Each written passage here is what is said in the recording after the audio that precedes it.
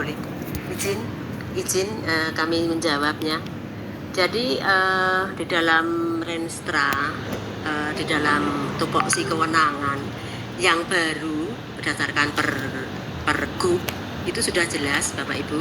Nanti Satwasker itu melaksanakan kegiatan yang terkait dengan di bidang pengawasan. Memang karena di setingkat eselon 4 sehingga tidak bisa untuk apa namanya KPA itu eselon 3 nggak bisa mengeluarkan anggaran sendiri, sehingga untuk kesekretariatan anggaran diberikan oleh sekretariat kemudian di SPJ-kan.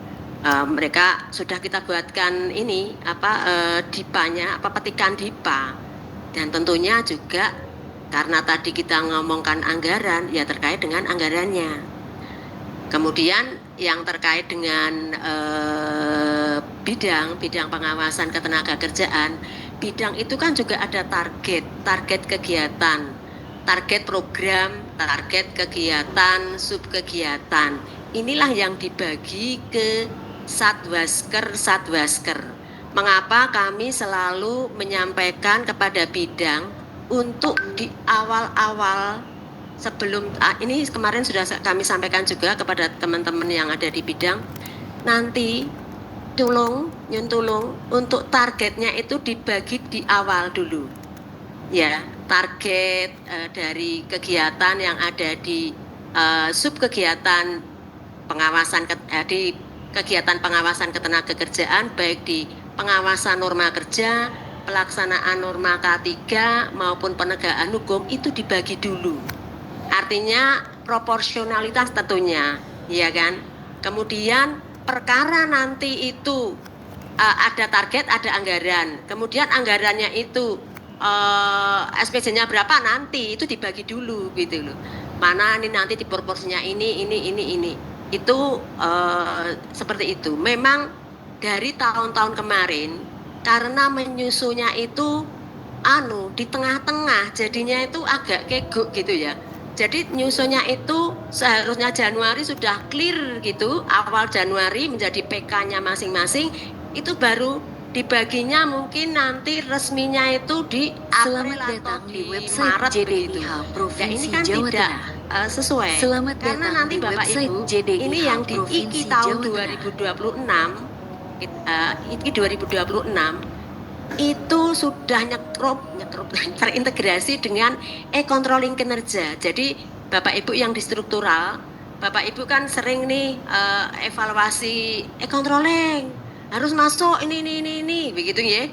Itu nanti di awal itu kan ada target tahunan ya, itu yang dicantumkan di ikinya Bapak Ibu semua yang pejabat struktural tahun sekian. Kemudian nanti dibagi per triwulan. Itu juga ada jenis indikatornya apa? Progresif atau akumulatif, progresif menurun atau pengulangan. Ini baik yang ada di pembangunan atau berada di program pengawasan, program perencanaan, program semuanya itu tadi pelatihan kerja, hubungan industrial, penempatan tenaga kerja. Tapi juga ada yang di program urusan penunjang provinsi ya, urusan penunjang daerah provinsi. Atau kalau kita ngomong biasanya ex-BAU, itu juga ada indikator kinerjanya. Sehingga jangan keliru, nanti ikunya dinas itu terkait dengan tujuan. Tujuan tadi Bapak Ibu pirsa tujuan dengan EPR. Kemudian sasaran kita ada 3, ini tanggung jawabnya siapa sasaran? Sasaran itu tanggung jawabnya kepala dinas. Bapak Ibu eselon 3 tanggung jawabnya di program atau di eselon 3. Setiap eselon 3 itu mempunyai indikator kinerja programnya. Nanti dicek di Renstra sudah kami unggah seperti itu. Kemudian indikator program tadi ya. Kemudian indikator kegiatan dan subkegiatan itu di level Pokja atau setingkat eselon 4 yang itu nanti dibagikan ke IKI masing-masing pelaksana. Sebelum itu dibagi, Maka apa? Itu harus ada dialog kinerja. Oh, Pak Kadis nih mau memberi dari target yang ditargetkan tadi, mungkin untuk kepala bidang penempatan pada bidang latas apa yang harus dialogkan. Kemudian dari Bapak Ibu juga ke bawahnya itu nanti juga seperti itu targetnya gitu loh. Tidak terlepas juga dari Satwasker, karena itu juga kan eselon 4, setingkat eselon 4 begitu. Nah, ini kan juga akan mendukung capaian yang ada di atasnya dari subkegiatannya yang ada di ke bidang pengawasan, itu akan didukung oleh capaian oleh Satwasker tadi. Kemudian yang ex-BAU rutin tadi itu juga tidak hanya sekedar nyun sewu ini yang seringkali terlewatkan oleh kita, itu dia akan mendukung reformasi birokrasi, indeks reformasi birokrasi, integritas itu. Jadi ini menjadi ikunya kita semua. Jangan salah Bapak Ibu, ya. Jangan salah karena kita nggak punya indikator, karena nanti ini akan berdasarkan indeks reformasi birokrasi, berdasarkan kemarin kita rapat di evaluasi RB, itu 30% dari nilai RB yang kita capai itu akan berkontribusi 30% untuk TPP kita Bapak Ibu. Take home pay-nya kita itu tergantung itu, sehingga kemungkinan ke depan itu juga nanti tidak sama rata. Atau kemarin waktu sosialisasi IKI itu 30%, kemudian di indikator kinerja nanti ini akan berdampak kepada TPP kita gitu. Itu penjelasannya seperti itu. Oh, ada penilaian kinerja organisasi. Mengapa kita sampaikan Bapak Ibu kalau kita minta nyun sewu nih capaian-capaian mungkin mitigasi risiko, kemudian kegiatan yang lain yang harus kita kawal, yang secara keorganisasian ada indeks rencana kerja Renja RB itu juga ada loh Bapak Ibu. Kita nilainya tuh kemarin nyun sewu turun dari tahun lalu, ya memang masih baik BB, tetapi dari tahun lalu kita 79,19 kemarin itu penilaiannya itu nilai ya belum resmi nilainya, tapi nilai asesmen itu kita 72,84.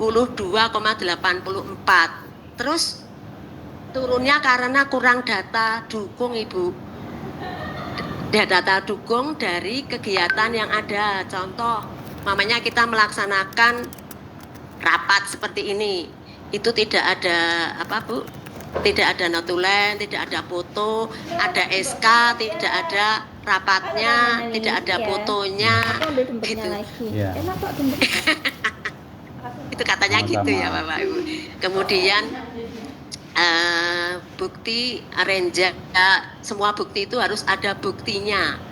Nah, kemudian ada lagi terkait dengan evaluasi kinerja, evaluasi bulanan berkala, itu juga kita ya tergantung gitu kan.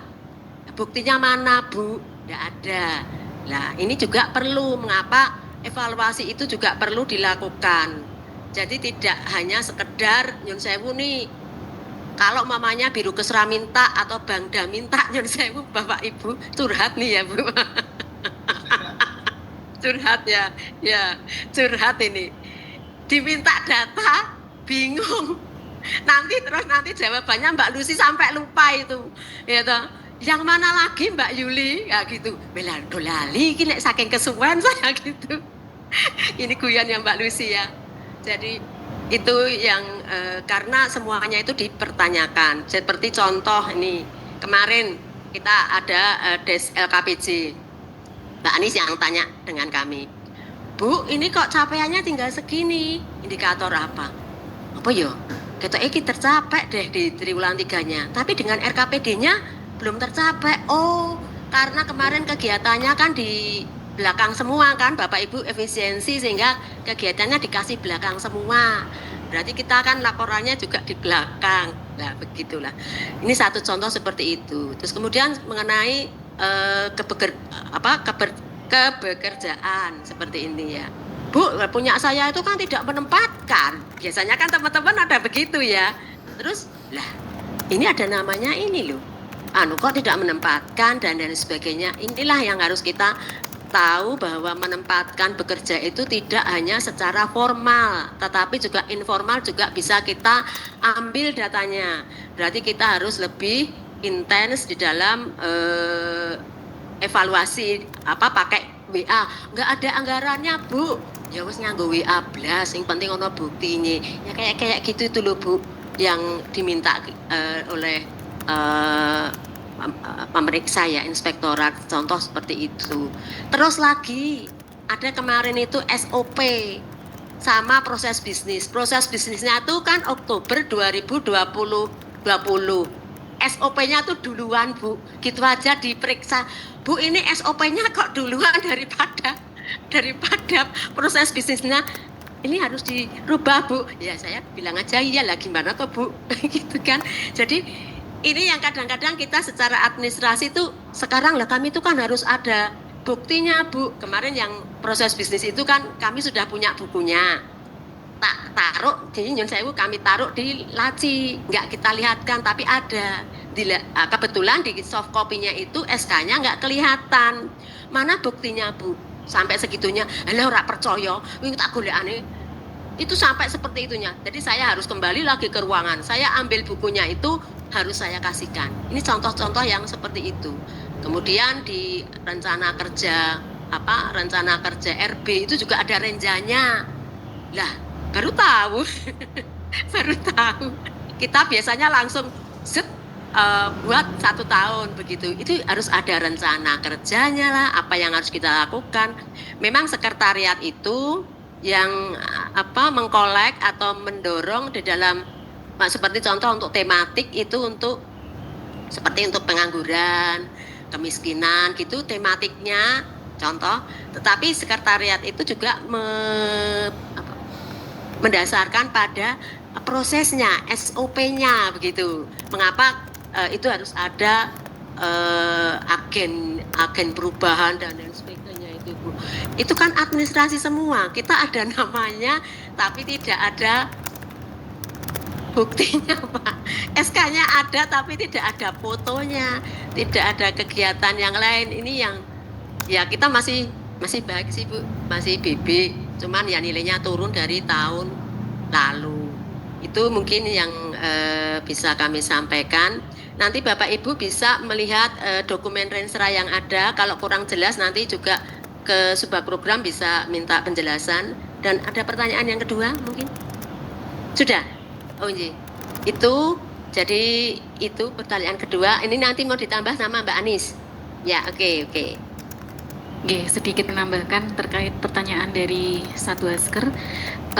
Jadi begini, terkait dengan Satu Asker itu, dalam struktur kelembagaan itu Satu Asker di bawah bidang pengawas, jadi bukan berdiri sendiri. Jadi Satu Asker itu merupakan unit pelaksana teknisnya. Jadi kenapa tidak dibebankan indikator dan anggaran, karena indikator dan anggarannya itu melekat pada bidang pengawas. Jadi bukan berarti tidak memiliki kewenangan. Kewenangan itu ada ketika, kalau saya ingat pengawas itu kan ada penyusun rencana kerja pengawasan dan lain-lain. Itu kan dalam penyusunan rencana itu kan disusun nanti berapa perusahaan yang akan diawasi, kebutuhan anggaran berapa lah. Itu yang harus diusulkannya itu dalam momen itu. Jadi kebutuhan Satu Asker Pati itu untuk mengawasi berapa ratus perusahaan itu harusnya segini. Ya, usulkan ke bidang, nanti bidang mengusulkan ke program gitu. Alurnya seperti itu. Jadi bukan berarti dianaktirikan, tapi Satu Asker itu unit pelaksana teknis dari bidang pengawasan begitu.